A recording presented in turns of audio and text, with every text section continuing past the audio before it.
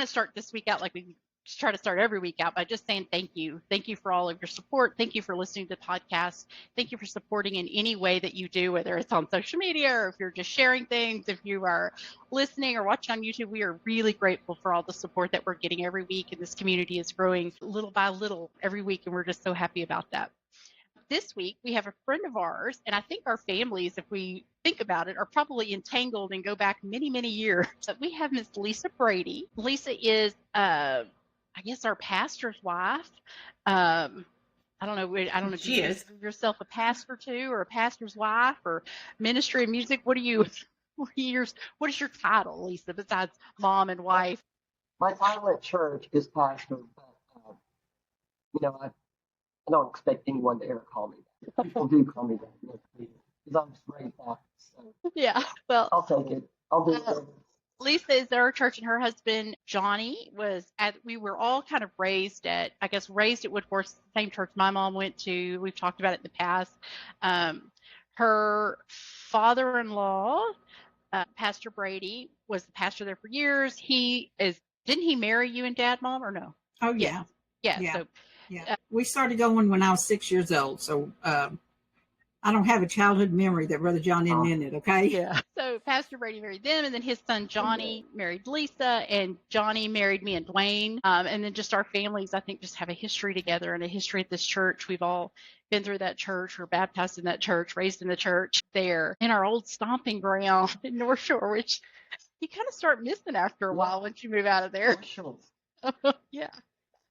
But Lisa, we're so thankful that you came on this week and are willing to share your story. We were talking about before, sometimes it's not always easy to talk about these relationships. So I'm so grateful that you're willing to come on here and talk to us. So why don't you start off a little bit about tell us a little bit about your mom and dad, where you were born, your family, just kind of a little bit of history of your life with your mom and daddy. All right. Well, I was born 65 years ago in Fort Arthur, Texas, in the same hospital Janis Joplin was born in. Nice. And I was the second born. I have two sisters, so there were three girls. My mom and dad raised us from the cradle roll at First Baptist Church in Groves, and my mother was the church pianist there for 62 years. Oh, nice. Oh, my goodness. And my father was a deacon, sang in the choir. We were there like a lot of y'all were every time the doors were open, literally. Make that joke that I had a drug problem because my parents drugged me to church all the time. But anyway, we went to church constantly. That's great. Slept on the pew during the revivals and brought our homework with us during revivals. My mom never missed. Even if we went out of town on a weekend to go camping or something, we had to come back Saturday night because my mother had to be on that piano bench on Sunday morning. Yeah. And my parents were married 66 years. My father passed away in 2017. And my mom passed away in 2021 in August this month, 3 years ago.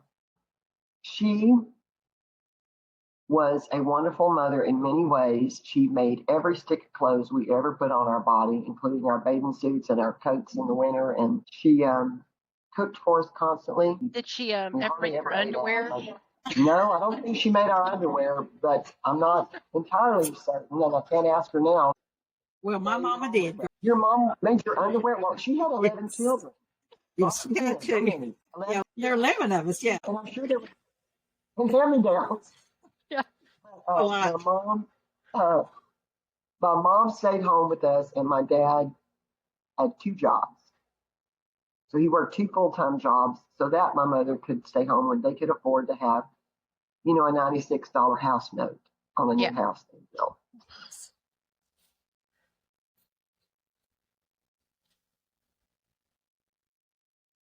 Very strict and had a lot of oversight with our lives.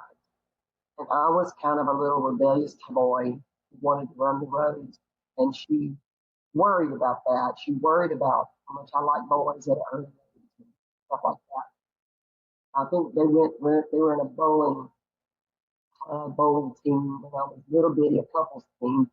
And I remember my mother told me the story that when I was 2, She sat me down one night on bowling night. Said, we're going to the bowling alley tonight. Now listen, no kissing boys. So apparently I was already, you know, already understood that. And she told me from a very early age, don't ever sit on a boy's lap because you'll get pregnant. And I was like, what? What's that mean? And then she told me, if you ever got pregnant now, we have to move. We'll have to move close. And I'll never be able to show my face at First Baptist Church again. And so no pressure. everything was really about I said no pressure. And everything was really about, this is my perception looking back, how it would reflect on her. Our behavior was a reflection of her. So as we walked out the door, every time from the time we were old enough to go somewhere with a friend or whatever, she would say, remember who you are and who you represent. Yeah. And she wasn't talking about Jesus. She was talking about Betty Locke. That's who you represent. And you better remember that. And so there was a lot of pressure, and I didn't always do the right thing. And I was grounded, from time to time for things.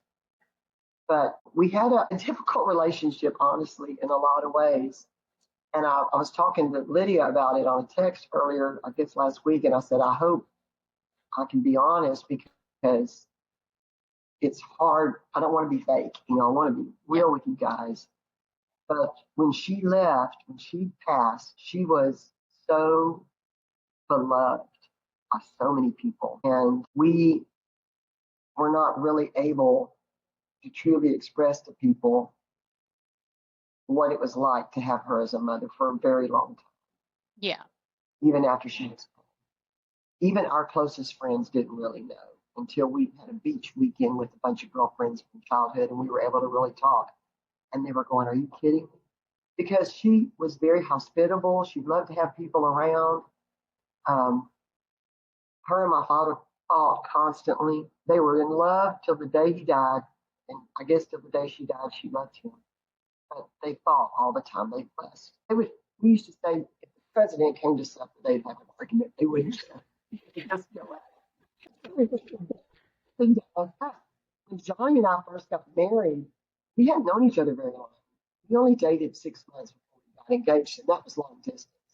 I was in Groves, 80 miles away. Long distance telephone was very expensive. We didn't even talk that much. We fell in love quickly. We got married 3 months after we got engaged. So we only knew each other 9 months. We get married, and I moved in with him. I never lived anywhere but with my parents, with my mother, who was very controlling. And I wanted to get with it and have a fight one day, and he was like, what are you doing? We had never had an argument in our whole dating relationship. I was like, I'm upset about this, and I want to talk about it. And he was like, you're yelling. Like, why are you yelling? What's that about? And it was just like he had never heard his parents have an argument. Ever. Yeah. They might have done it behind closed doors. They were not going to fight in front of people. And he was like, that's not how we're going to do this. That's how your parents were. Okay, but that's not you and me. And so I had to do a lot of relearning what a relationship was supposed to, or learning for the first time what a marriage relationship was supposed to look like. Now, it worked for them. Yeah. I have a video of them when he was probably 84 and she was 83, and they were going at it. And I just videotaped it. It was like, she was saying, the Bible says you're supposed to love your wife, and I'm supposed to respect you, and it doesn't say nothing about me loving you. It says I'm just supposed to respect. He goes, so you don't have to love me. You don't have to love me, huh? You just got to respect me. And she's like, Selena, she wanted me to come kiss her. And he goes, what? She goes, give me a kiss. He goes, come get it. I'm not going to come over to him. And I was like, what? This is insanity, but that was our life. That was our life. Yeah. And, so I don't know. That was really what our raising was like. She did not want anyone to know that Johnny had been married before. Mm-hmm. This is a big thing because it was an embarrassment. Yeah. And she would whisper it. Like, it's kind of like the Jewish people. They talk about diseases and stuff. And, it was kind of like that. You're not supposed to. So she wouldn't let me tell my grandmother, and it was like, this is a history. this is part of who he has made him who he is. And it's Yeah. one of the reasons why he's a great husband and person that he is. And it's part of his life story. And it's not like he did something horrible to cause it. So I don't know why we have to be ashamed of it. So there was a lot of secrecy. There was a lot of that. So a lot of performing. And by that, I mean, Right. I used to call it tap dancing because I knew I had to keep, so I ended up with an approval addiction at a very early age where I knew I had to keep everybody happy all the time. And I was a peacemaker in my house. So when my parents weren't speaking to one another, I would try to cheer them up and entertain everybody, to make people feel more comfortable and it wouldn't feel so awkward. So this is kind of what I grew up in. And then I became a singer and learned to play the piano at a very young age. And my mother told me, she was a pianist. She said, don't make anyone ever beg you to perform. Now, if they ask you, you just do it. And in my mind, I'm like, that's kind of an unreasonable thing. Maybe I don't want to. But it was like, from that point on, you don't have a choice. You're going to do that. You're going to act right. And if I was crying about something and we were fixing to leave the house, she'd say, dry it up. Wipe your face. You're going to have your face is going to be all contorted. Go clean yourself up. You can't look like that. Change your attitude right now. Let's get home. So it was like I could not really be honest with my emotions or honest with people about how I really felt. That wasn't allowed. And I know I'm making her out sound like she's Joan Crawford, and she was not.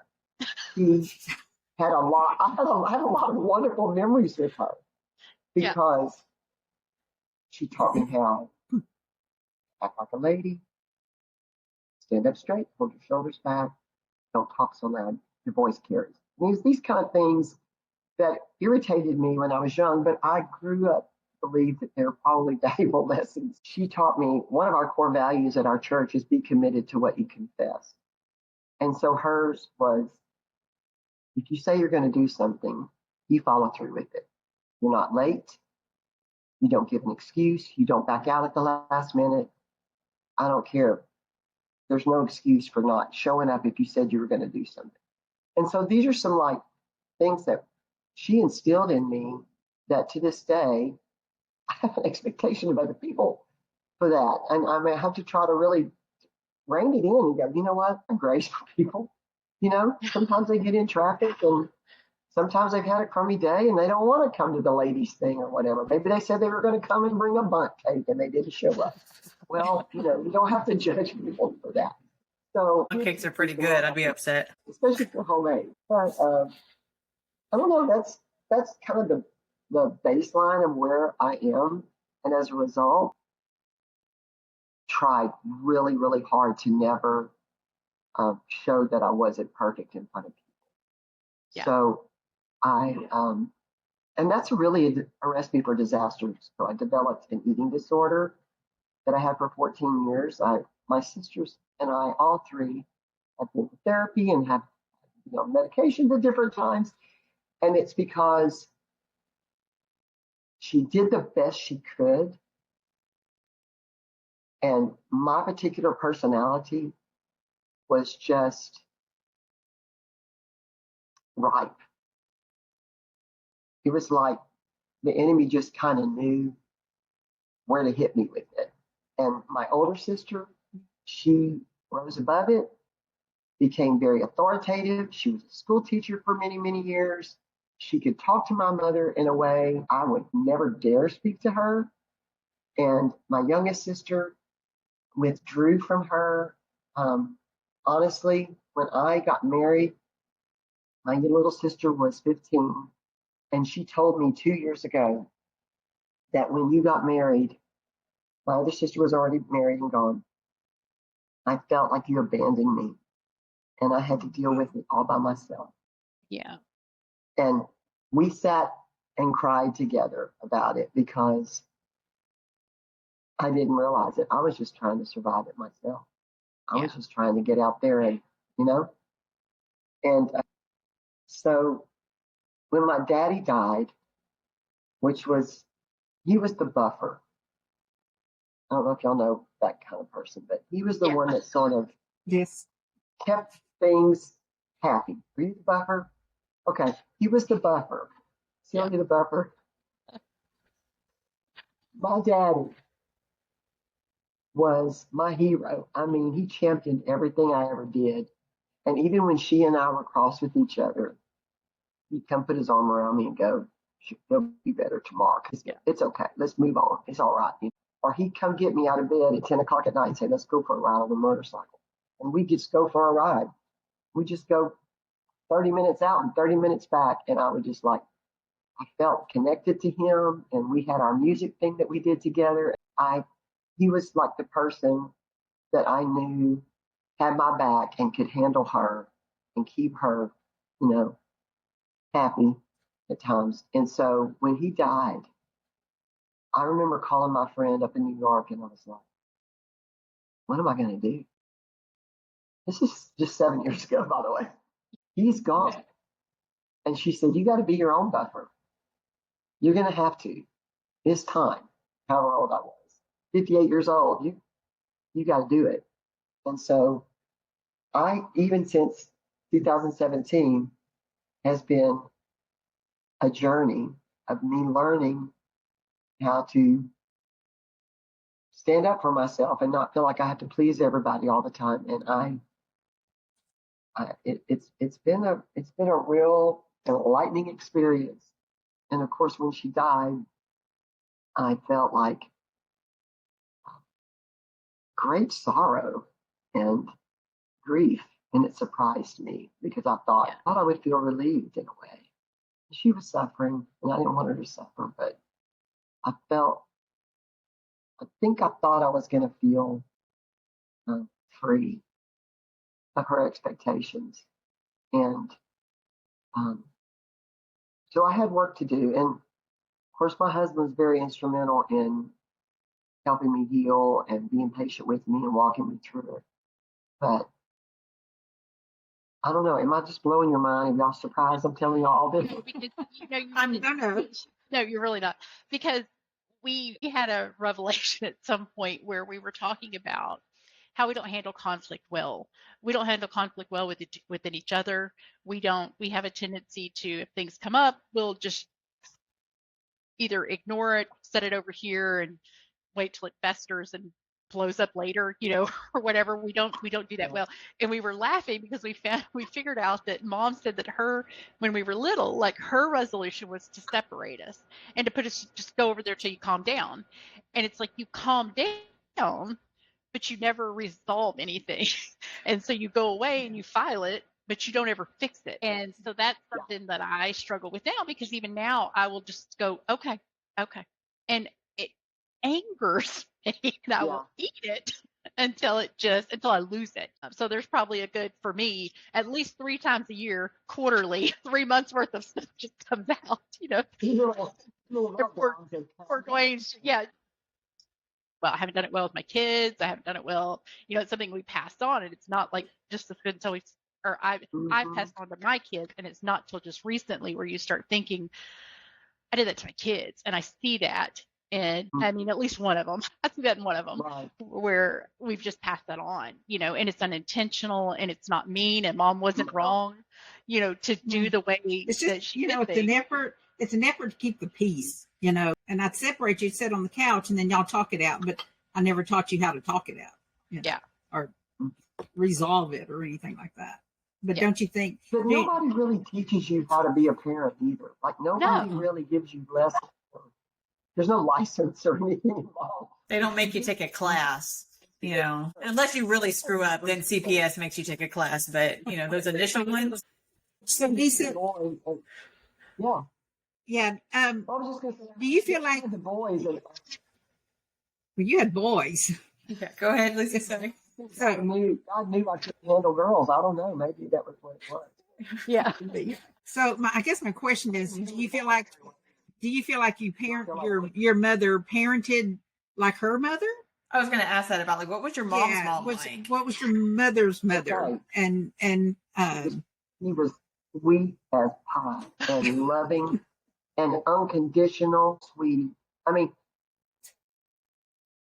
everybody loved this woman, and she was the most genuinely the sweetest person. And so I look back and I go, what happened to her and her brother? Very similar personality, and her little sister, very similar personality. So I may have to edit that out, but the brother's gone. But I think she was told at a really early age that she was very special. Mhm. And in fact, she's told me this, very special. I was told I was very special from an early age. She started playing piano at her little church when she was 8 years old. She was very gifted, smart. She was valedictorian of her high school and taught herself to sew and taught herself to cook and all these things.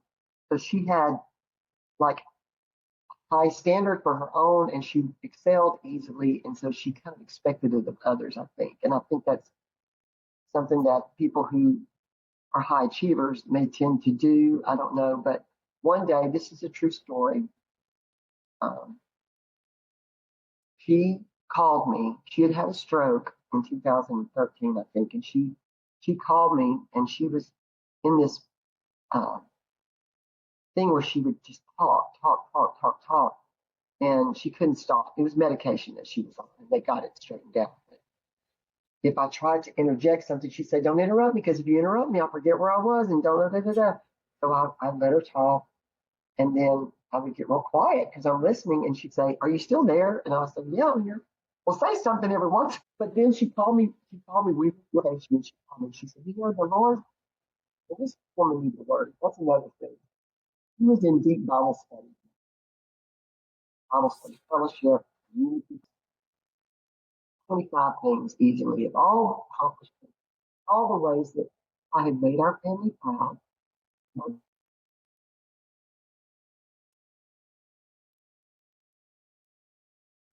blah, blah, blah. And she gets to the end of her list and she said, "And you know what? I raised you, so I thought I could take credit for that. I can take credit for the way you are because I raised you." She just told me. And I was like, "You're right, Mom. I really keep you." This is my energy. I really keep you. But, and we used to say that on her headstone, she may not have always been right, but she was never in doubt. Really?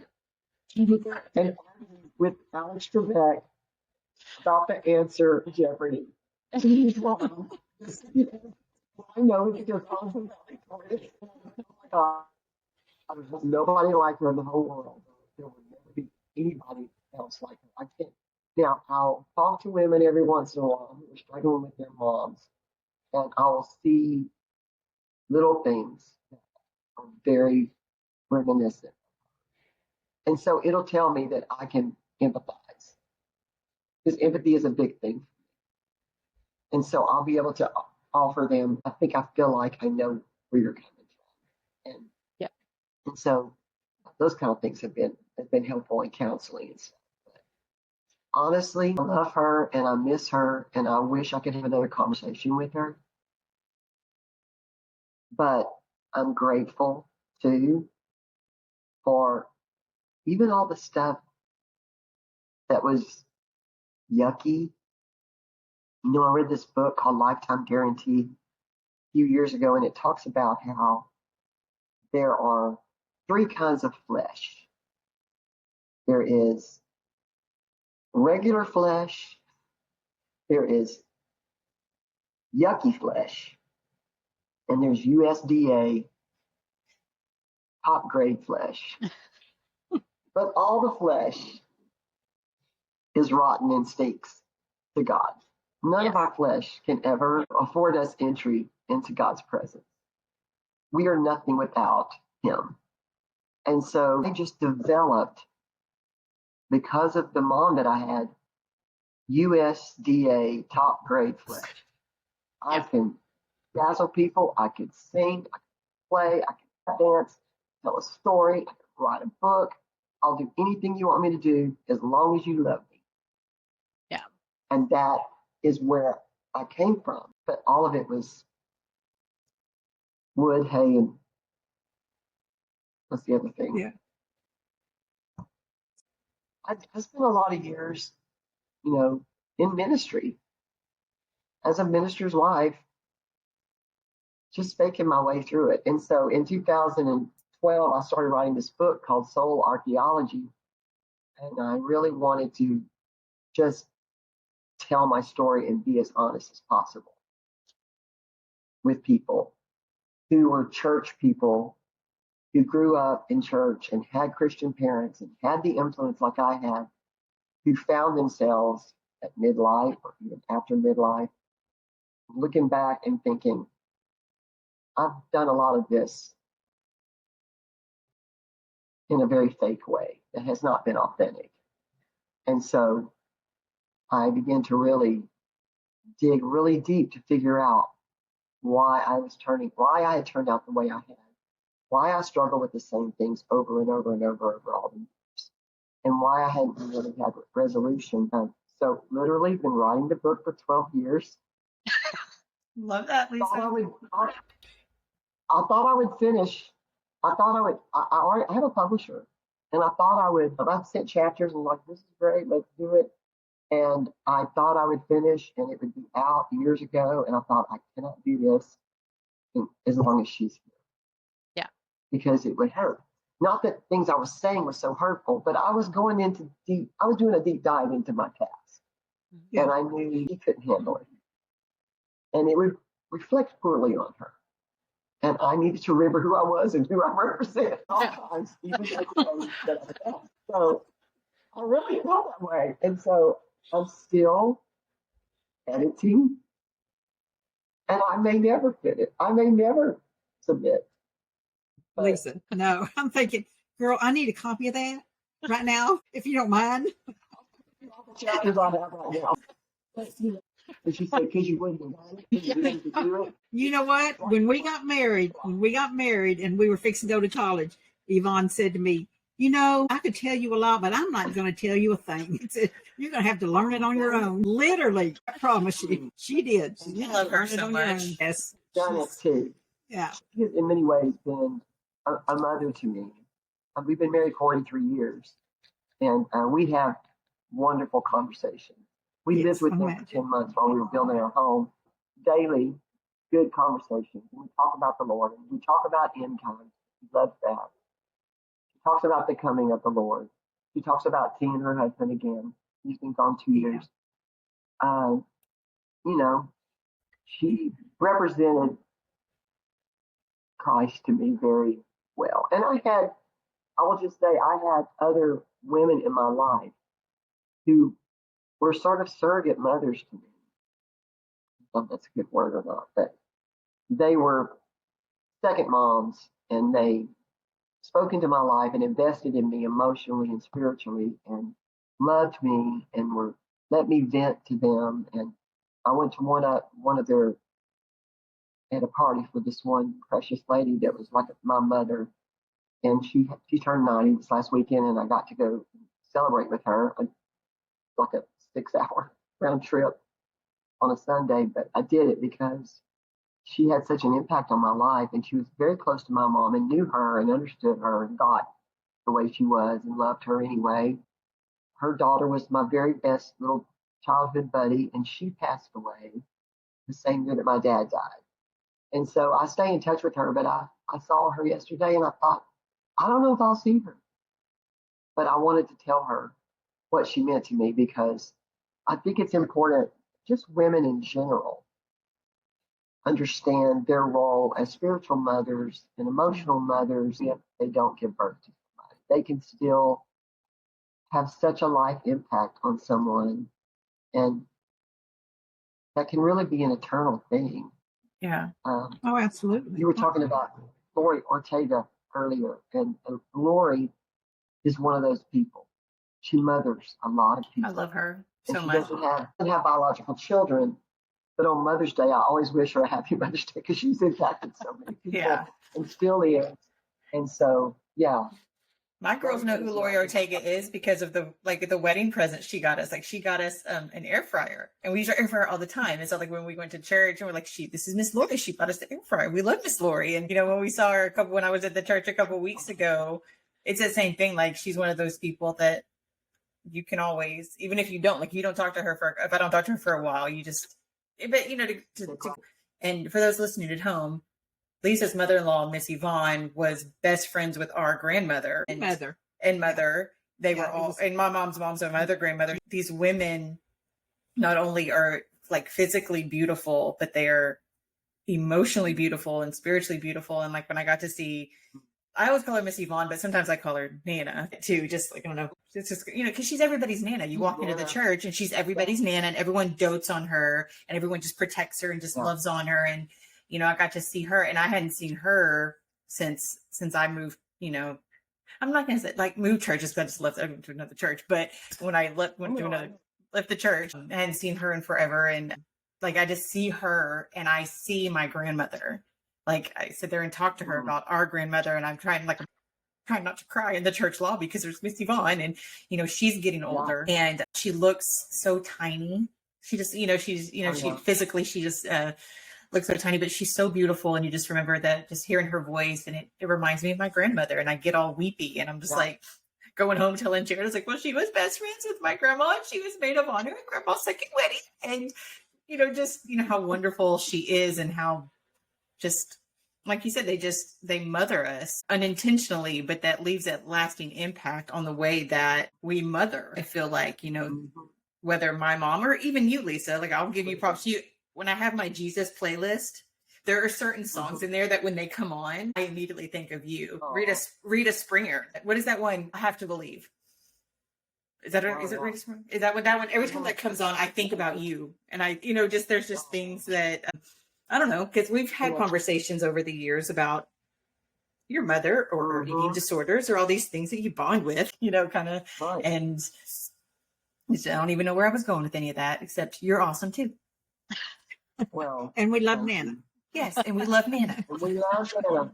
Pieces of women that you take, and it's something else I'd never really thought about until we started doing this, about, you know, there's certain recipes I make that are not my mother's, that are not even close. It just, I happened to be at somebody's house and their mother made this, and it was like, oh, I'm making that. And, you know, there's something I make for Cody that is his favorite breakfast meal, did not even come from Nana, you know. So it's just those little tidbits of things that you get. And I think a lot of times those things fill in where you have even gaps with your own mom. You know, they're fillers. They're just little things that come in and fill you and teach you lessons that even though you're not getting it from your mom, you're getting it, and it's in there, you know, and you pass those down. I read a cookbook a few years ago, and I had all these stories about the people who gave me the recipes. So it was like my connection with people and why I did the recipe that they taught me. And so much of it was like women in my life besides my mother and grandmother. But I will tell you this one little story about my mom that is because she was so fearful. I will call it fear of us disappointing her and embarrassing her and hurting her reputation at this church and the community. We'll have to move the whole thing. When our youngest son, we found out that he was going to be a daddy, and not only was he not married, but he wasn't even dating this person. It's just like a, you know. Yeah. And as a pastor's wife, you're already grappling with how are people going to react. And of course, our church, honestly, is filled with so many beautifully broken people who have already walked that path that it was like, it was not even an issue. They just loved us. But telling my mother that this had happened struck more fear in me. And I was not where I am today. And I was not where I was even a few years ago. I was really upset. And so I told Johnny, you call my dad, you tell my dad. And my dad can tell my mom, and I won't have to talk to her about it. Every time we got pregnant or anything, he would call my dad and he would say, hey, H, my dad's name was Harold, he called him H. Hey, H, I need to bounce something off of you. And he would tell me, or we're moving to Kansas City or whatever we did. It was crazy. So he always would kind of tell my dad first because he was a buffer. You know, he was the one that sort of helped things. And so he called my dad and he told my dad about the baby that was coming. And I'm sitting across the room from Johnny in the chair, and my heart is racing. I'm sweating. I'm like, oh my God, I'm going to really get it for this. He's really going to be embarrassed. And he's going to have to leave this. He's still playing piano at this point, you know. And about 5 minutes later, she called me. And I'm looking at my phone. She's already calling me. I was like, I can't answer it. So my mom called me and she said, your dad just told me about Jordan. And I just kind of sighed. And she said, you know, the Holy Spirit just said to me, Betty, you have judged people your whole life for this. And you are not going to do that with her. You're going to love this boy and we're going to love this baby and we're going to support him. And I want you to know you're never going to have to worry about me saying anything about it. Yeah. And of course, I wept because it was the first time I really had ever heard her say, I almost wanted to go, no, is this really you? Yeah. Like, you're going to call her and you're going to tell her or else. I don't know, maybe you did. But Yeah. she said the right thing. And let me tell you, it meant the world to me. And it was so healing to me. And it was healing to our son, who was so worried because he knew how she was. And he was so worried that he had brought disgrace and shame on our family name. And of course, the Bradys did the same thing. They loved him and they loved us, all three of them. You know, but I think it's important to know that when a person does have the Word of God in them, Yes. that they can make the right choice. Yeah. They can say the right thing. My mother would get really impatient in a restaurant and she would embarrass the family like all the time. I hated to go out to eat with her because someone got served before us and they came in after. Oh no. She would get up and go, hi, here. And just my dad would go, Betty, don't do it. Sit down, Betty. Betty, don't do Yeah. it. And she would do it anyway. Well, I would tell her, Mom, this is a test. Okay, this is a test. You have this test over and over, and it's because you don't ever pass. Yeah. Like, you need to pass this test. And then you'll stop having it. Because, Mom, honestly, I go out to eat all the time. And I never have this. And all the time was probably you.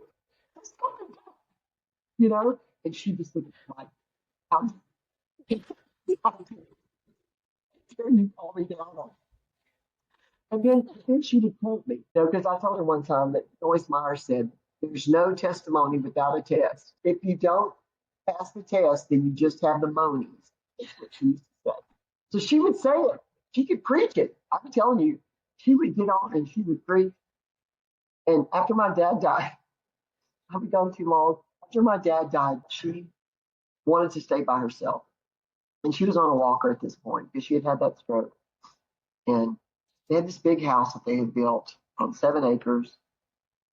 And there was no way. I mean, there was just no way. And she started to fall a lot. And thankfully hadn't broken anything up to that point.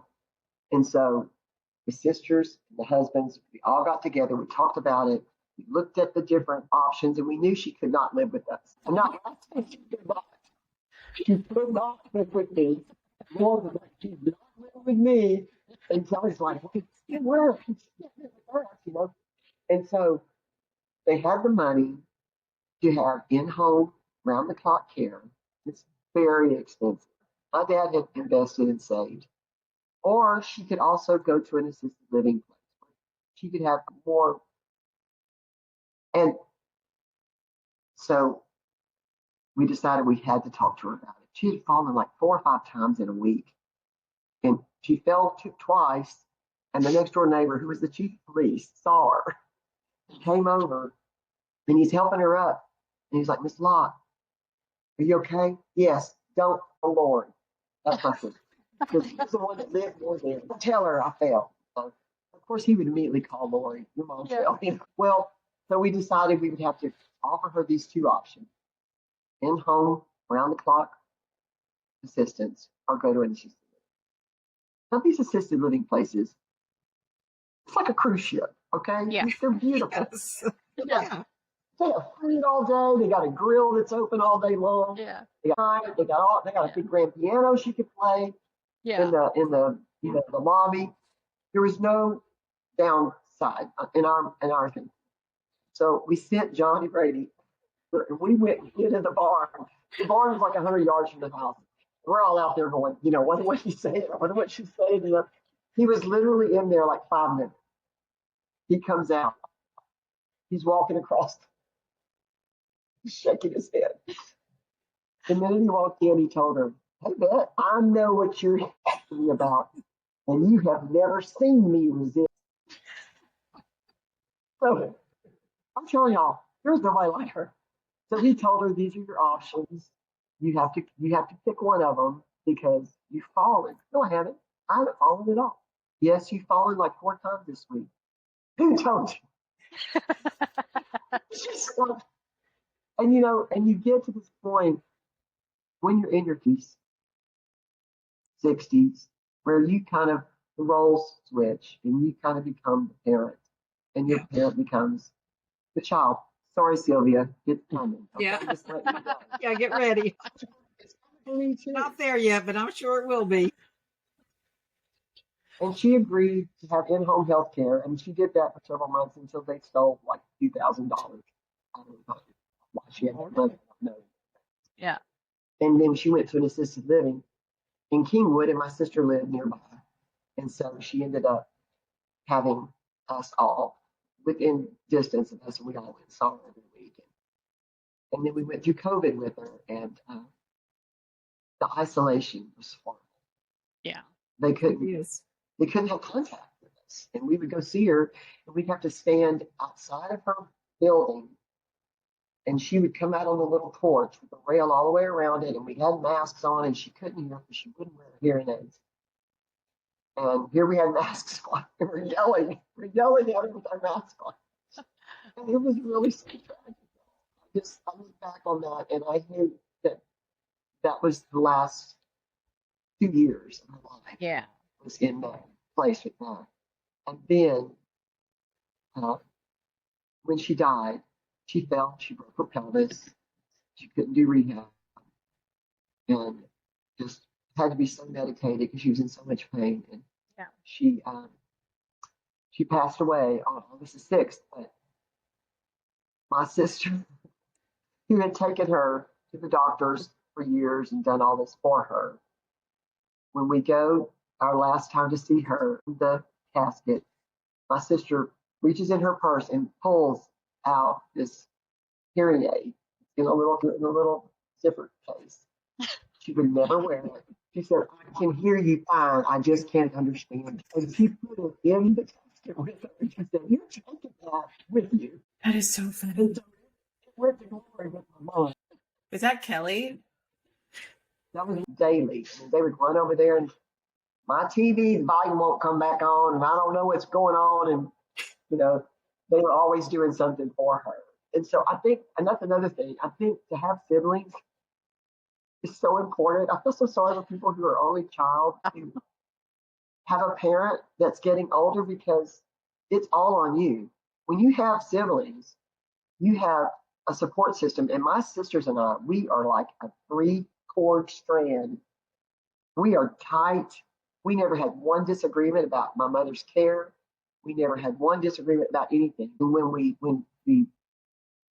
when she died and we got rid of everything and sold off things and split up the stuff, not one crossword, because we had just been each other's champion all during that season, And so I love that y'all are doing this, and you're showing people how important it is to keep good communication between siblings, because your parents are going to need you one day, and it's a season you can't.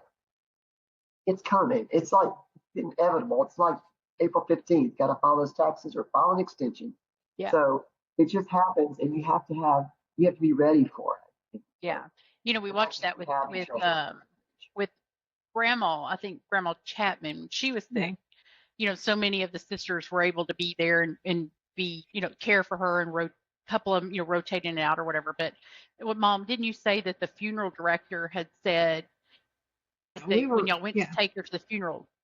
Go ahead. To meet as a family and at the funeral home, and there had to been at least 10 of us sitting around. And when we walked in, I said, "Now he needs to hear one voice, and that's going to be Pamela."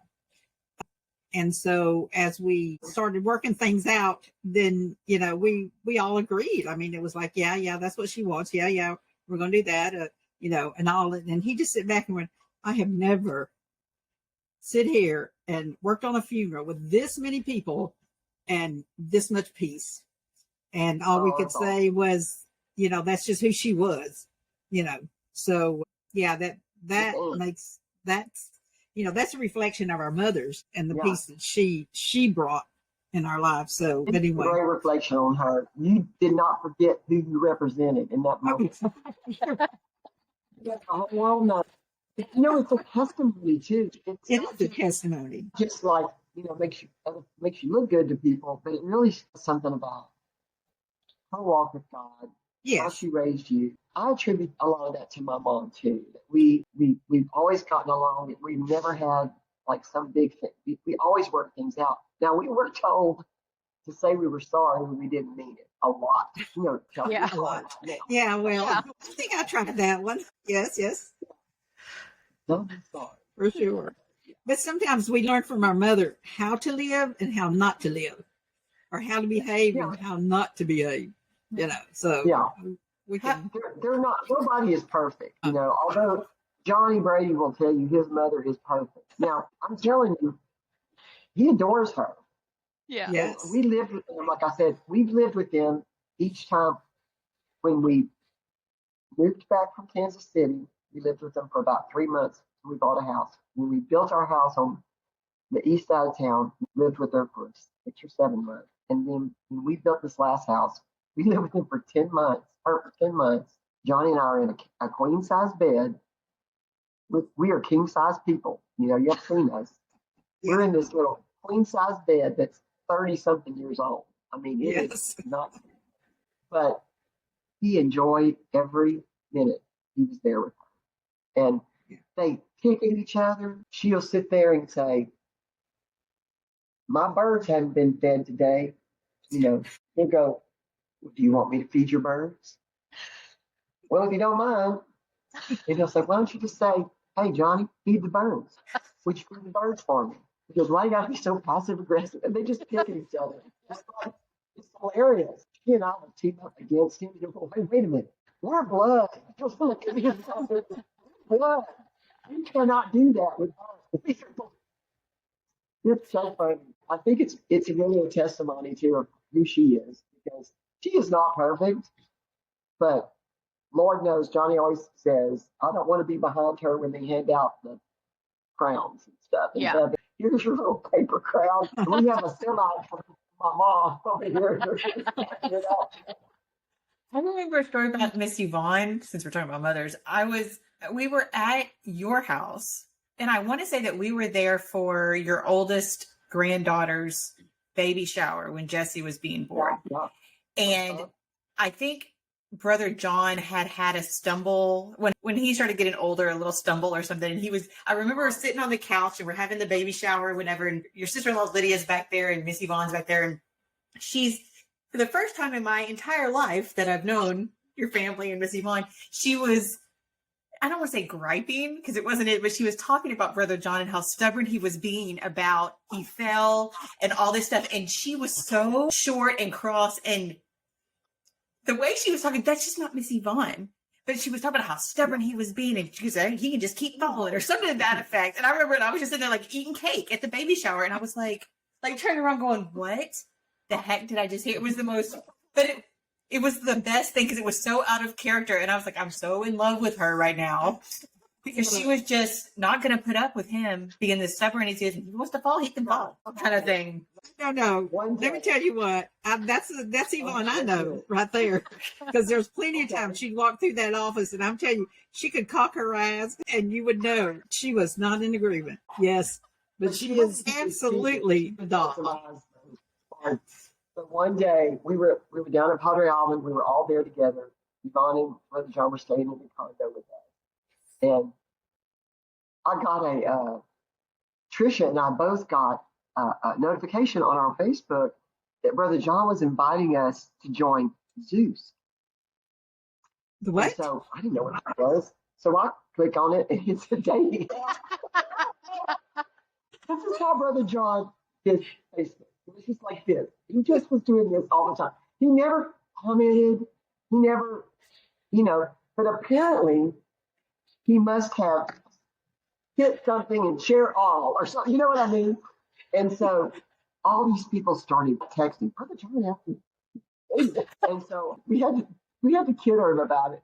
So we told Yvonne. She called him John. Brother John, you're going to message me and said, Brother John just shared the Sports Illustrated swimsuit edition on his Facebook.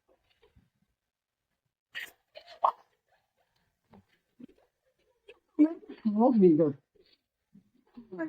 do you know Daddy's password? We got to get there and get that off of there. You don't know how to delete it. Oh, she goes, do it to Mama. It's so bad. It's so hilarious. And he didn't know he was doing it. He was just like doing like this, but he was a hoot. He was a man. My mother actually posted to a friend on her Facebook birthday to this lady she had known forever. And she made a little, how you can make the little background and put the words on there. And she thought the poop emoji was a Hershey's Kiss.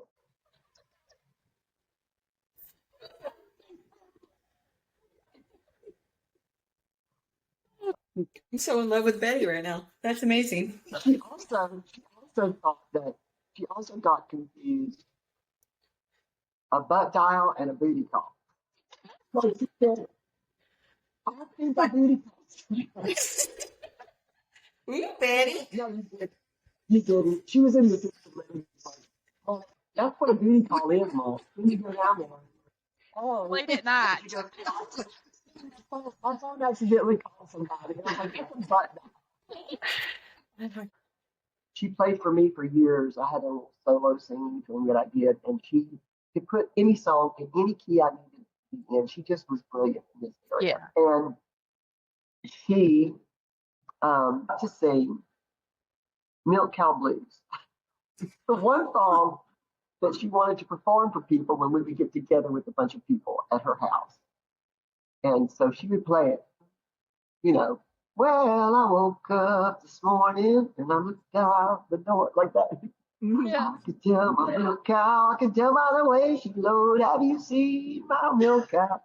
It was crazy. It was like so wild because she was like this little church pianist, And then she had a poem she learned when she was 10 years old called Little Orphan Annie. And it's long. I'm not going to do it for you tonight, but I can do it because I heard it my whole life. And it would be considered so culturally appropriation, like you would get canceled for saying it that way. Yeah. And it was probably done like in a dialect of the South, you know what I'm saying? Yeah. But she was so proud that she could remember it, and she would perform that. She loved to perform. She would perform that, and when you get together with people would ask her to, will you do Little Orphan Annie? And so in her last few years before she died, stroke especially, she still tried to do it because she felt like if she could still do Little Orphan Annie, that her mind was still really keen. Yeah. And so she was 89 when she passed, and she was still very, very sharp. She was still arguing with Alex to death. Yeah. So you talked about, obviously all these things like with your mom, and like I know some of this, like I think I've heard some of these stories. I remember the story about like your wedding day. You've told me about I remember those stories. Like Johnny's told that at church, and we can totally, if you want to tell that story, that's a great story. But from all the things like the challenges, from your mom growing up, you have 3 boys, you don't have any daughters. But what, like good or bad, are there things that you feel like kind of transferred over to how you mothered your children, or the things that you did that you're like have since corrected? What are some of the things that kind of came over with that, with having, the way that your mom was? I thought of that whenever Dorcas was talking earlier about how she caught herself in some behaviors. I started off as a screamer because that's what I heard. And it wasn't like abusive screaming. It was just loud, just, it was loud. There was always a lot of yelling going on. And my parents never cursed or anything like that, name called or anything like that. But just like a lot of yelling. And so I yelled at my kids, especially little Dylan, who just turned 40, by the way. And Old. he was the sweetest little boy. Pimples and little glasses. When he was little, he didn't have glasses. I mean, like, he was just the most precious thing. He got into everything, and he couldn't touch anything without making a mess. My dad called him Ace Wrecking Company because he was just always breaking something apart. And so I did a lot of yelling and yelling at them to clean their room. And I unfortunately made the decision to homeschool them at one point. And in 1994, when we built our home and I homeschooled for 12 years. And I literally, the first 5 years, I probably asked Johnny if I could quit. Like I'm not doing this right. I'm ruining them. I'm going to mess them up. I'm not going to do it. And he was like, no, you're fine. And if I have one regret, it's that I followed through with that all the way, and I shouldn't have. I don't think I was emotionally okay enough to do it. And it takes a lot of like inner, like, you've got to have a resolve that you're going to do this and you're going to make it enjoyable and fun to learn. So I struggle with that, but I yelled a lot at my kids, even all three of them at different times. And one day, the Lord really spoke to me. I mean, I was probably 30 years old, maybe 35, and I was beginning to see little things, the way they would react to me when I would yell. And my husband would get on to me about yelling. And so I made a decision that day. I'm not going to yell at them anymore.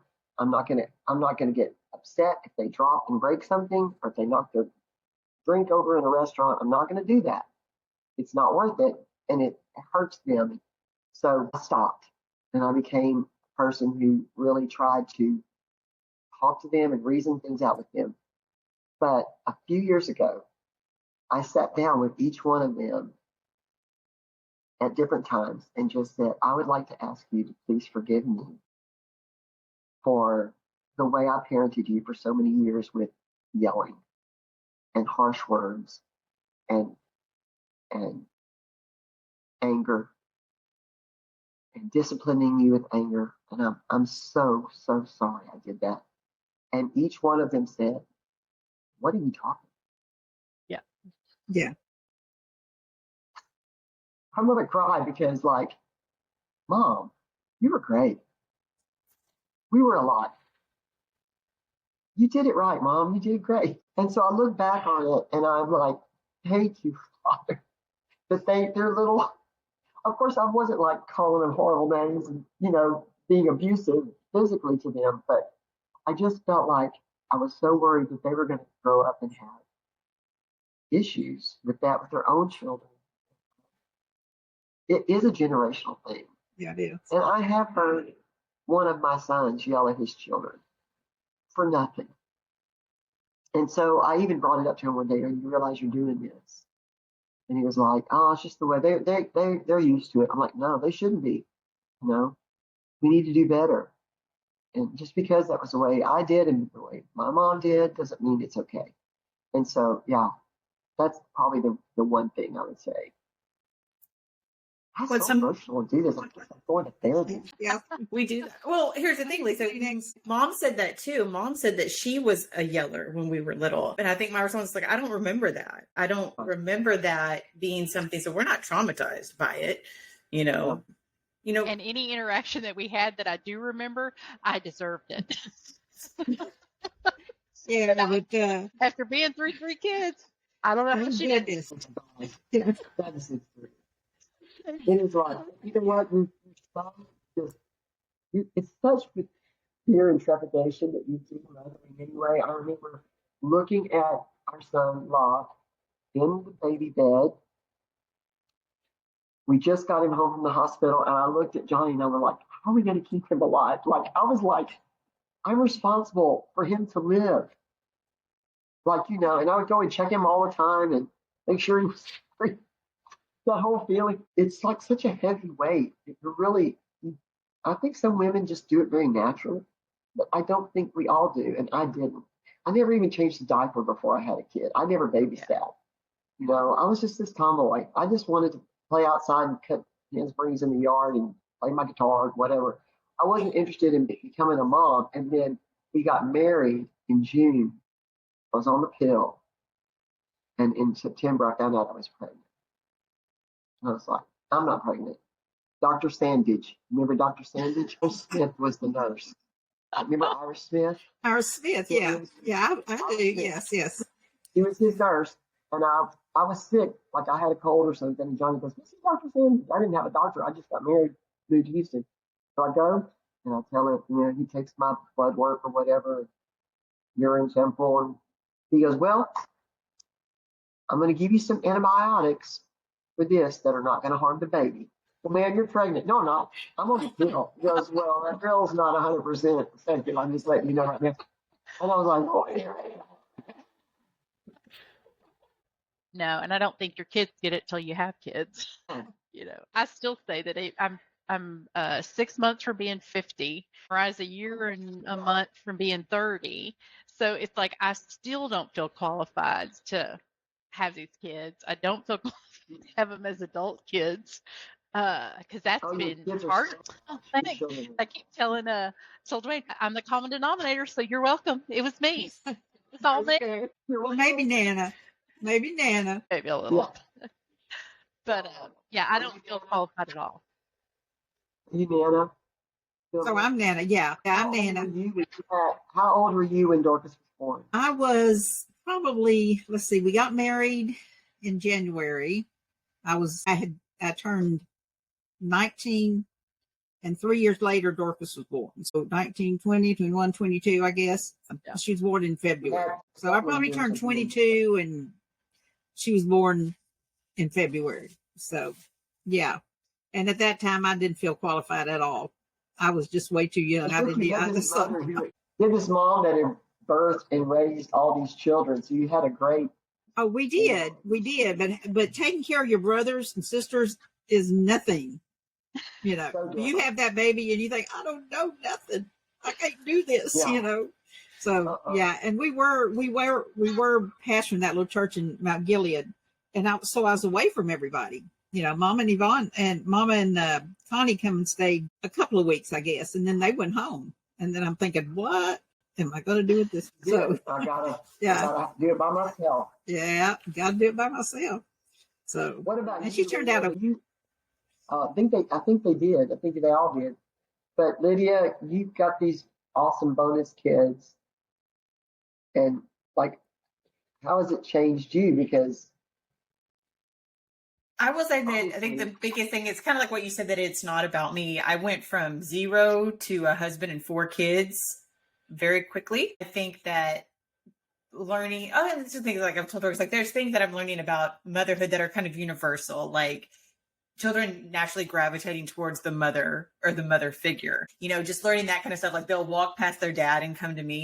Like when they're here, like if I'm working during the day, like the third one down, the third one, like she came in one day and like she was in the living room with her dad and came into the office to ask me for something. I was like, well, baby, your daddy's right there. I mean, he's just playing video games. Just go ask him.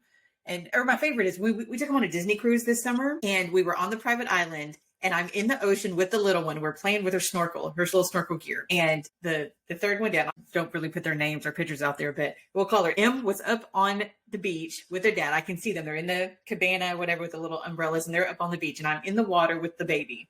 And she's playing with her stuff, and the big girls are up like at the food court getting food or whatever. M gets up from her chair next to her dad, walks down the beach into the ocean to me, asked me to go get her something to drink. And I was like, baby, your daddy's right next to you. Why didn't you just ask him? She goes, daddy doesn't know where the drinks are. I'm like, baby, I don't know where the drinks are. And I was like, well, baby, go ask your dad. And she's just standing there in her little face, and she's just looking at me, and she's not going to let me not go get her a drink. And so I have to get the baby out of the ocean. We go back up, and I said, babe, would you take him to go get some drink? He goes, yeah, of course. She goes, it doesn't. And I was looking at the girl, and I was like, the baby. I was like, you got to next to your daddy.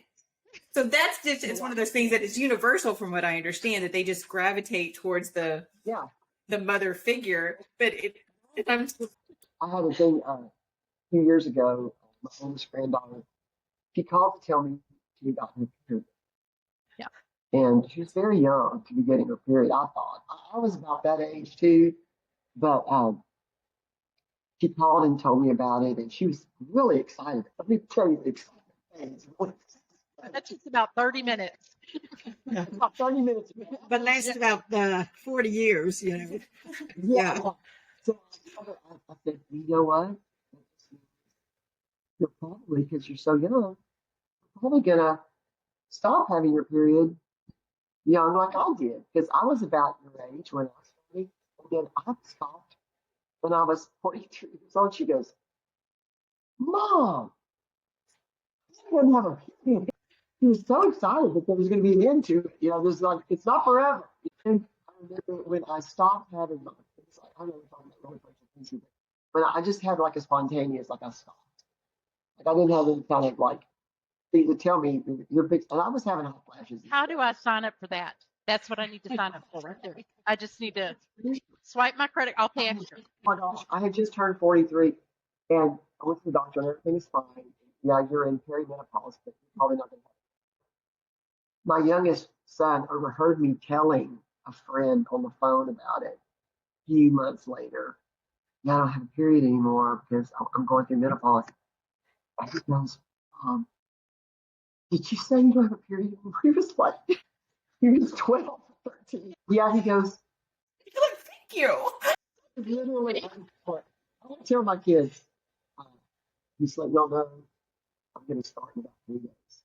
Yeah. And they were just going to be like, because they knew I was going to be, it'd be difficult. And I feel bad about it now, but, you know, I feel like it's a little bit of insanity, sort of like temporary insanity when you go through PMS and all that. It's like you're not really responsible for what you say, what you eat, yeah, or how you react to people. Yeah. I think you're doing them a justice by giving them a warning. I think that's inconsiderate. That's having grace for them. And again, Amen. I've learning these things because now I live with a boy. You know, we didn't get married till I was 40. I'll be 40. I don't know, it's 46 in April, I guess. So like 42, got with him. I've never had to give that space to anybody else. You know what I'm saying? Yeah. My sweet husband has now learned, like, there are certain days where I just tell him, like, listen, this is happening. I'm going to cry for no reason. I'm going to eat everything in sight. And then I'm going to keep crying. And you're going to hurt my feelings. So I just need to tell you now that that's going to happen. And he's just like, okay. Thanks for the warning. Yes. Thanks for the heads up. My kids they have memories of me saying that. I don't even know. But like I said, I did a lot of apologizing later. Like I did my little spiel with each one of them. And, you know, at least I know I made right with them, whether they accepted and felt like I'd done anything or not. But I will tell you, parenting is not for sissies, and neither is marriage. Looking back on my childhood, I will just say, God does give so much grace. You said something about grace just now. God does give so much grace, and I don't feel like I'm a damaged person. I don't feel like I'm irreparably messed up and I can't be redeemed. I'm always going to have these issues. I know I'm still in the process. I'm going to be in that process till I see the Lord face to face. It's just not ever going to be over completely. But I know that I would not be the person I am today if I'd had different parents. And I know God knew that, and He knew I needed a strong hand and a high expectation, because I probably was going to go buck wild and do a lot of stupid things. Yeah. And I think my mom sensed that in me. She saw my strong personality. And you know, it's funny, but she told me one day, Lisa, you're the one that I'm close to. And I don't think, what do you mean? Like, I don't feel close to, she said, you're the one that I can have the deep talks with. And we did have lots of deep talk. We did have lots of deep conversations. Yeah. About marriage and about, she did teach me one really valuable thing, and that is to communicate with your husband. If you feel like you're not going to be able to say it without arguing, write it down in a letter, read it and reread it and edit it until it says exactly what you want it to say. Be sure that what you're writing to him is something that he'll want to read again that Wow. will somehow teach him something because he's learning too. And so I started doing that at a very young age. Now we use text to do it, but I still do it. I still communicate this way my deep feelings about things sometimes because I don't think just talking about it, sometimes you don't always get everything out that you want to say and it comes out wrong or they're not in a good mood when they hear it or they're not ready to receive. So it ends up being an argument for no reason. And Johnny and I are at the stage in our marriage now, we just love peace so much that we do not argue with each other. Yeah. Literally, we do not let stuff like that. It's pointless. Yeah. It's just pointless. Yeah. We just have peace, and that never happens in my house. But they didn't go off because my thing is so long. But anyway, I just think she taught me that, and I'm grateful for that because it helped me to, Johnny Brady's calling me right now. I'm grateful for that because I know that I'm a better wife now.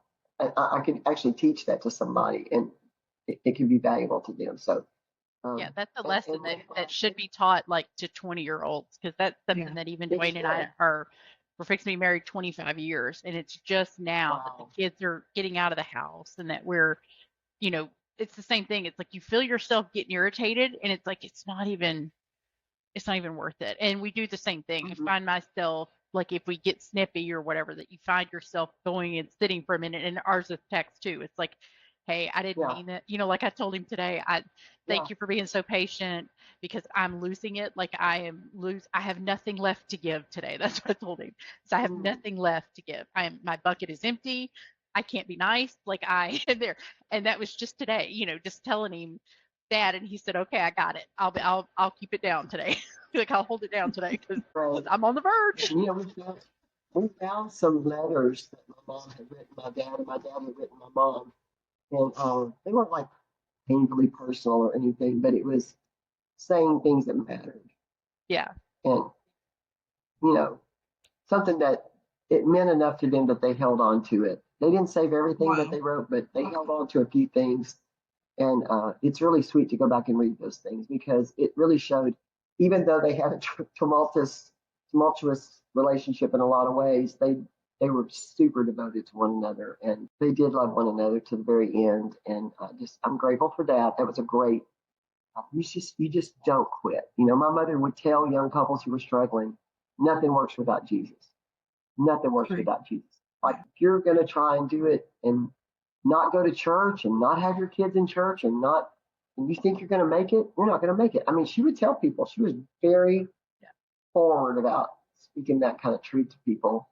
And we used to call it, Betty-isms or Betty's sermon of the week or whatever. But it was that kind of stuff that it endeared her to people because they knew she was always going to shoot straight with them and they were never going to wonder what she thought about anything.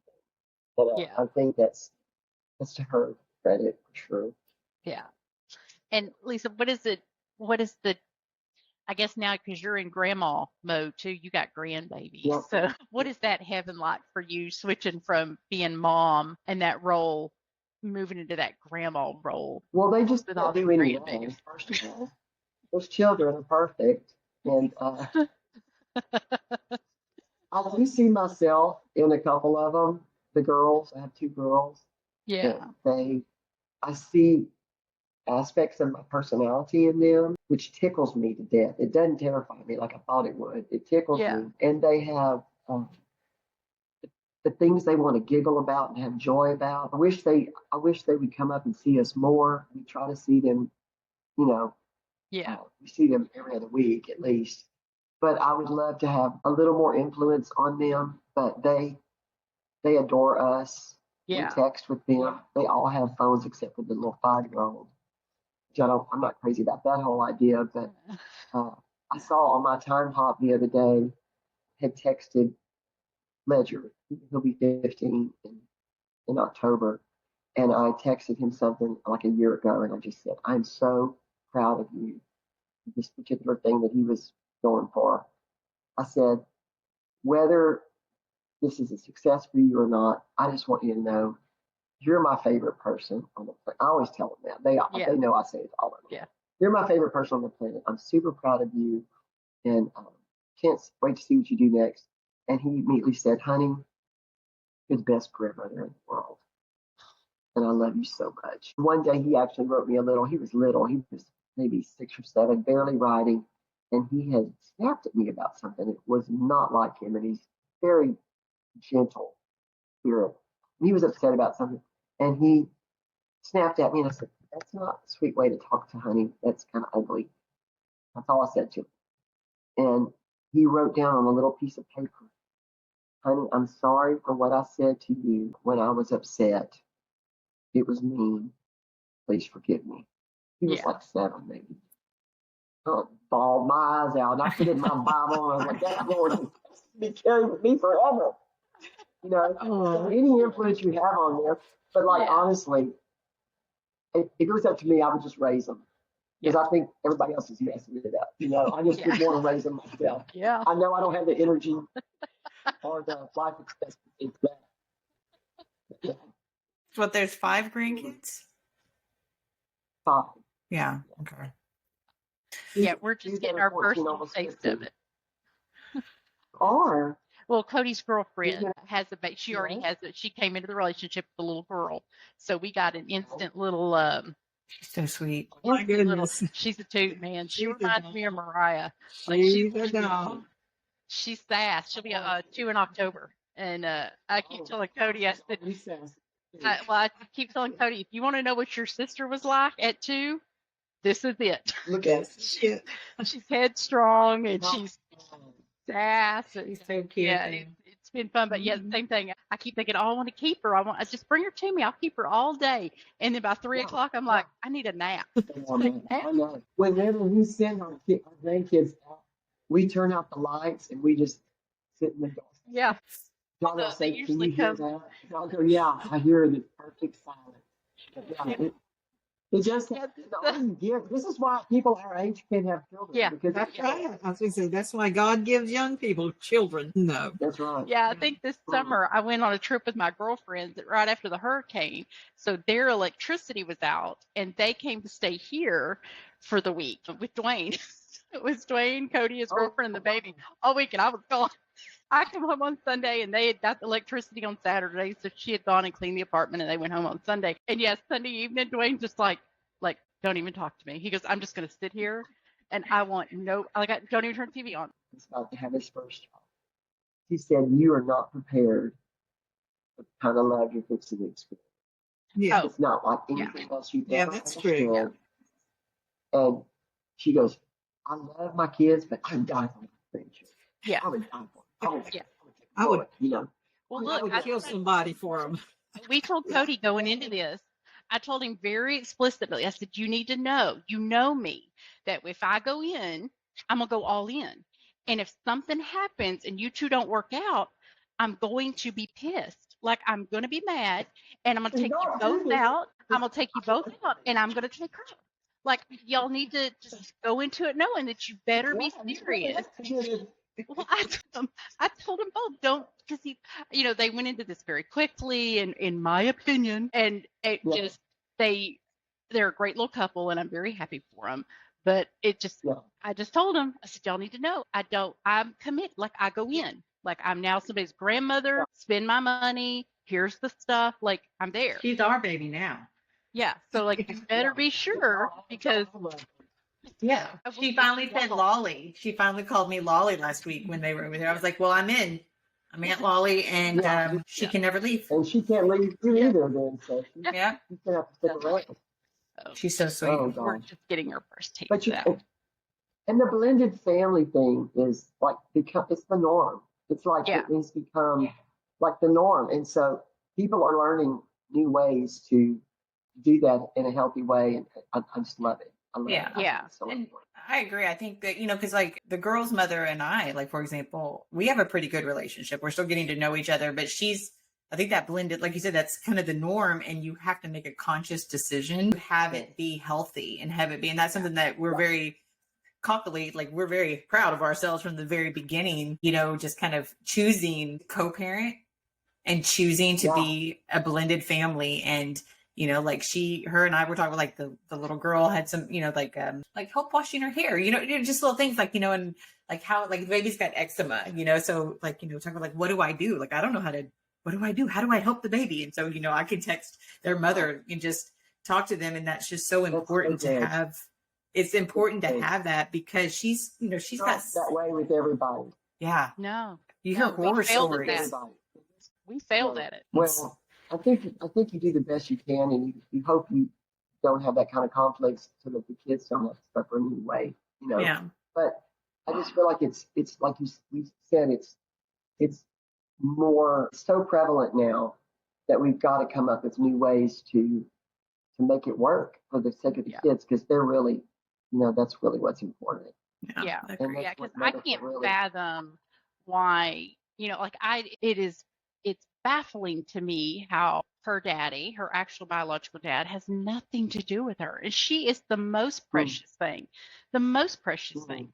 And right now, Cody's the only daddy she knows. And seeing him make that transition, you know, her being this big and him being 6'2", and, you know, just holding her little hand in the store. I've got the most gorgeous picture of him just holding her little hand going to the grocery store. You know, he's in his welding outfit, and she's just a little precious thing walking. I'm thinking, how in God's name does this man not want to be with this baby? I can't do it. So I just feel like it's our job to, okay, you don't want to do it, we'll do it. We're all in. Well, it's probably because Cody was supposed to be the one to raise her, and I think that's God knows what those children need, and sometimes they don't get what they need. But it's such a blessing when they do. Yeah. Thing to see. Yeah, she's ours now. Yeah, she's ours. What do they call you? Kiki. I'm too cool to be Nana. I'm too young and cool to be grandma. Oh, I wanted to be Honey. I wanted to be Honey before I ever had any grandkids coming, even. And so one day Lydia called me and she said, Lisa, you know, Emily's pregnant, and would it be okay if the grandbaby calls me Honey? And I was like, okay, whatever, you know. So I went home and said something to my kids about it, and my kids are like, you let her take your grandma? No, something. You know? But anyway, I still mind like with the Yeah, I adopted Nana because I thought Yvonne was the coolest Nana. She was the first Nana. Oh, she I thought I was. could do Nana. Yeah. So, truly, that's Young. why I said, yeah, just call me Nana. Yeah. You know, she was 18 when Scott was born. And then she had a miscarriage between Scott and Johnny. So Johnny and Scott are 20 months apart. Yeah. You know, she said, they tried me, those two boys. She has such vivid memories of them as little boys, like, oh, well, they almost broke me, you know. It's great. They were difficult. Apparently, Johnny was really, she said Johnny was the black sheep of the family at a very young age. Yeah. But see, I think little boys are just easier. Maybe because I only had one, maybe two or more is the first. I think it's easier to just go, you're fine. You know, they accept you're fine better than girls accept you're fine. We had a spray bottle with water as we're walking out the door to church. We spray the top of their head. Yeah. You know, there was never any like having to fix them up. Milk off the park. No, it's all been good, Lisa. It's all good. It's you know, all good.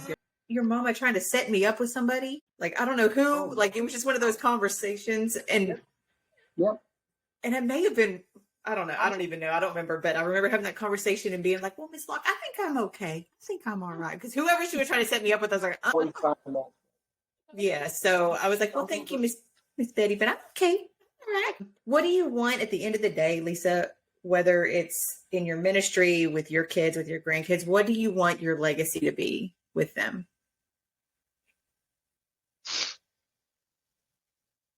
I really do want to finish well. Like, I really do want it to be said of me that I was kind, that I thought about other people more than I thought about myself, and that my door was always open. They never had to wonder if they were on the outs with me and couldn't call me. I want them to always know that unconditional, I'm here for them forever. I feel that my kids know that. I want my grandkids to know that too. And I've had to put up some boundaries with one of our kids. You know, and I've had to set boundaries for their own good, not because,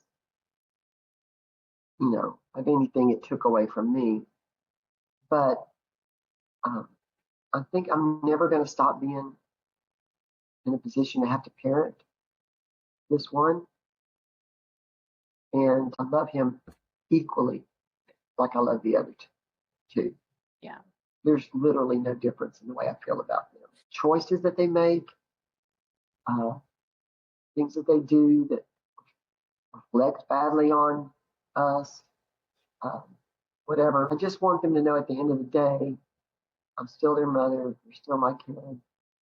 I still love them. I still believe in them. I believe God has a plan for them. Do I want them to follow after God and stop doing the stupid things they're doing sometimes? Yes. And they're old enough that they should have that figured out. But whether they do or they don't, I'm in it with them to the end. Yeah. And I think they know that. I think I've 100% communicated. I've never said, don't call me anymore. You know, I'm not ever going to do that. Yeah. I might say, I can't talk to you for a couple of days because I need some space.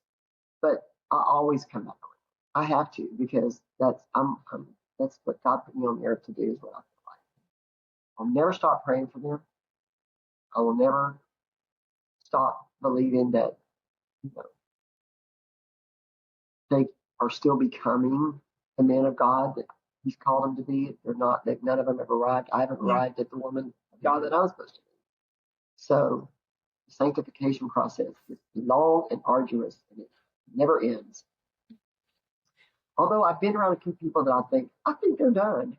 But I've never honestly sometimes call him Quattro because he's like the fourth person of the Trinity because he's like, it's almost like being married to the Holy Spirit. Just all go together spiritually in so many areas. Yeah. And I'm like, I see him. I see all of his stuff. I see his, you know, when he's not perfect or whatever. He's got to play, okay? But honestly, it's a little annoying sometimes because he just has to have it together. And he just has, you know, he's a little more sanctified than I am. A little more sanctified. A little more sanctified. I said a cuss word the other day, and I mean, it wasn't like a $100 bill one, but it was like a $10 bill. That's it. I broke something or something. You know, I broke something, and that upset me, and it was bad timing, and I just said that word. My gosh, Lisa, you just redeemed me. He goes, Lisa. It wasn't the first time, Sylvia, okay, but it was the most recent. Really? And I said, you know what? I was thinking it, and he said, if you think it, you've done it. You might as well just let it out. I might as well just said it because I was. And I said, he goes, well, do you feel better? I said, I do. Right? Just the $10 ones, okay? Yes. Just the $10 one. Yeah. But I mean, I just think it's okay. I just don't think it should be that big a deal. Some people, I think the funniest thing in the world is when Mom says something and you hear my dad. He's just got this way. He goes, Sylvia. When they called Danny to pastor this church, because I told him when we retired, I says, don't you even think about going up there and pastoring. We're not going up there and pastor. Don't you dare. I said, don't even think about it. Don't think about thinking about it. Yeah, 2 years in. Oh my God. And then the girls go, well, Mom, you know, we're going to get you a t-shirt that says, I can't be a pastor's wife. I cuss a little. And I thought, I will wear it. You get it, I will wear it. I was a girl at church the other day that says, 3 hugs. I don't like to hug. I've never been a hugger, okay? I don't know what it is. I don't know if I had some uncomfortable hugs from people when I was growing up. I don't have a memory of it, but I just don't care for hugging. And like if I love somebody, I will tell you one person I'll let hug me forever. She's the best hugger on the planet. She hugs you through your soul. I really have always felt that from her. Yeah. But honestly, there's so few people I will let do a frontal hug on. Like, you know, my kids, like, they'll do the side thing and they're like, because they know I'm not going to do it. Okay. So she gave me this shirt, and it's cute as it can be. And I said, I'm going to wear it Sunday. And he goes, no, you are not. We are a huggy and you're not going to wear it. So I didn't. So whatever. But I think, would you say, what is the one you said? What'd you call it? It was the shirt. She said, I can't be a pastor's wife. I cuss a little. Yeah, it's a T-shirt. She said, I want to give you a T-shirt that says, I can't be a pastor's wife. I cuss a little. Okay. That's it. I need that for sure. I think cussing is bad, overall. I think, it's a, don't let any impure word proceed out of your mouth. And only that which is edifying, whatever. But we know what Hobby said. We know. You just your husband and you drop something on the floor and break, or you kick your toe on something and it hurts, or you break your fingernail right after you came home from the nail shop. My theory on that is a lot of these cuss words were man-made, like in modern times. And so I know Jesus and God are omnipotent, and they knew what we were going to say down the line. And we made a commitment on this podcast too, because while we talk about God and it is a overwhelming theme and a lot of people talk about, this is not a Christian podcast. And so if something slips out, we're not going to fire and brimstone nobody. We ain't going to do any of that. We don't know how to do the little beepy edit thing. So there's not a beep, we don't know how to do that. Sometimes it happens. For that. Yeah, you got to upgrade. We can do a $10 word. Yeah, $10 word. The $100 word, no. We'll draw the line at the $100 word. And we all know which one that is. Daddy said, I want you to say that 50 times. You're going to get this out of your system. And he said it. And it gets easier. And he goes, okay, that was 50. He goes, can I say it one more time? I needed 51. Oh, because there's something about those words that they make you feel like there's some empowerment to it. I don't know what it is. And it's so prevalent now. It's everywhere. I heard a lady speaking the other day, and she was some sort of scientist, but she said, just so you know, it's been scientifically proven that people who curse live longer.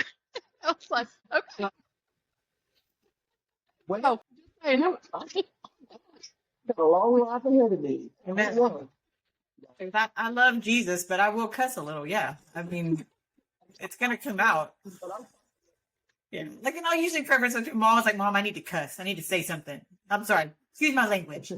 But, and, sometimes you just got to say it. But it's okay. Jesus still loves me.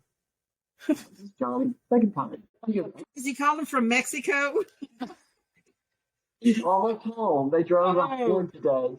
Wow. Yeah. Okay. We don't really talk about that at all, but we are doing this, Fellowship for Nations International, and we're transitioning into that being our full-time thing, and then Locke will transition into being lead pastor. Probably sometime next year when we have the 25th anniversary. All things change, don't they? Yeah. Wow. That's big. We flew from May to August. We flew 52,000 miles together. Wow. Yeah. Now, y'all are in Cambodia too. Is it Cambodia, Lisa? Aren't y'all in Cambodia? Yes, we went to Cambodia. This is my third time in May or June. Wow. Yeah. So we're doing churches in Zambia, India, several in Mexico. We have 15 churches in Cambodia, though. Yeah. So that's kind of our main place. And it's really an interesting thing. I don't love travel like that. I'm kind of a homebody, but I'm getting out of my comfort zone at my age, and I'm enjoying that. It's a new level within me. That's what you're fixing to start. That's what you're going to transition to do, is planning churches. Into full time. We've been doing it for 5 years, but it's going to be a full time. Okay. So we're at in Zambia. Where? Say again? Choma. It's Choma, Choma. It's in the south. It's in the very north. That's the capital city. That's where the flight flies in. And then Victoria Falls is in the very south, and it's a couple of hours from Victoria Falls. Oh, okay. So that's where the church plant is. Yeah, we support missionary Sherry Bumstead in Zambia. We're involved in Zambia, so she's it's a beautiful place. Precious lady. When you go, we went in August, and it's end of winter there in August. Mm-hmm. So it's like they have the opposite, seasons of us. And yeah. so the weather is really nice that time of year. Yeah, because we've talked about trying to go. Beautiful people. Yeah, she's been trying to talk us into going. Well, you don't have to talk me too hard because I would. Did you ever go to Panama, Sylvia? Yeah. Mom, Yeah, I was fixing to say that's the one and only time in my life I got seasick. Yeah, but I loved it. Panama's my thing. I love that. I always wanted to go back. But did you know, I have a picture of you and Sandy Howard. Yes. Yes. Or with a parrot or something. Somebody Yeah. had a parrot on your shoulder. Yeah. And Yeah, you Kurt and Williams Sandy was with us. Yeah. And we were all holding this cockatoo or this parrot or whatever. Yeah. So yeah.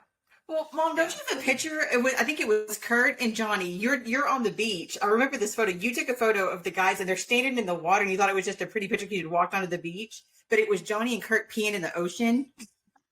Like you couldn't see anything. It was just the back of it was kind of far away, but that's the story I remember. It wasn't in the ocean, it was in the river. The river. Yeah. Yeah. Well, Lisa, Who was it? did you know that, Mom, correct me if I'm wrong, but did you know, Lisa, that, because Brother John, your father-in-law, started these Panama mission trips, right? Yeah.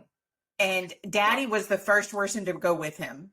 When he decided to do that, he called Daddy and he was like, hey, do you want to, because Daddy spoke Spanish. He's like, do you want to go on this new mission trip thing that I'm going to do? We're going to go to the San Blas Islands in Panama. And Dad was like, sure. So Dad packed a bag, and Brother John back in the day wore leisure suits, their little suits or whatever. And Daddy said that Brother John just took Daddy to an island, dropped him off. Brother John went to another island. Was like, go save people. I'll be back in a week. Yeah. And that was the first Panama mission trip. And Daddy said he's standing on like one of the San Blas Islands with a bag and a suit and like, let's talk about Jesus in Espanol. Yeah. Yeah. So that's talk about that one. Yeah. So that started all that. Daddy and Brother John. I'm in 1959, so Johnny went for the first time in 77. And then he started going back in 89 and went every year. Yeah.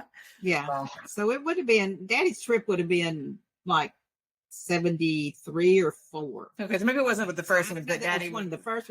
It was Daddy's first trip, Yeah. Yeah. Oh, I love Panama. I love Panama. I listen to y'all talk about this stuff, and it sounds great. And we told this when we talked to Alicia, because she just has that roaming spirit where she's like, God called us to go here, and she picks up and goes. And I'm thinking, there's no way. God knows. He knows me. He knows not to call me to go live in a hut. No, I don't know. I'm not a bougie person, but I don't know that now, if you need me to coordinate it before, I can be your travel agent. I can get all your stuff. I can do all the things. I can get you on the plane, pack your bag, make sure you get there and get back. I'm just not going. Yeah. The thing about Cambodia is the squatting potty. Yeah. See? There's not really toilets in public. So in the hotels, obviously, there are. Like in a restaurant. You go in a restaurant and there's a spot this off the ground, and you literally and go, and then there's a little hose of the day and a bucket of water that you just like put into the squatty potty, and that's your flush. It's like it is an experience you do not want to repeat. Yeah. If you've done it once. My quads were burning. I thought, I am not going to get this point. They're burning. My legs are shaking like this.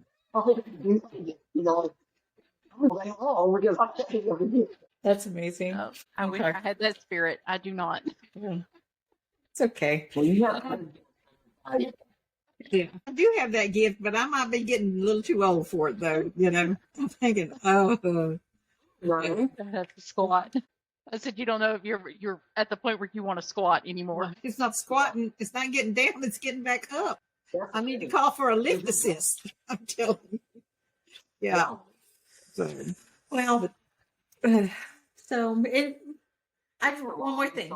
No. This is amazing. Perfect. The other, I'll do our little outro here. But the other thing, I want to encourage you, Lisa, because I read your book. I read Good Hope.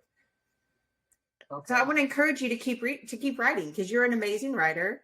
I loved Good Hope. Lisa wrote a book for the audience called Good Hope, and I loved it. I thought it was great. It was beautiful. It was a beautiful story. Huh? I got it, Mita. It's on my Kindle. I have it on my Kindle. Yeah. Really? Yeah, absolutely. So I just want to encourage you to read finish your other one, so I can read that. I would love it. Well, to I'm read that, thinking go do it. you need to write it because I may need to read it. So I think I will. Thank you for having me. I enjoyed I it. think I so will, much. Lisa.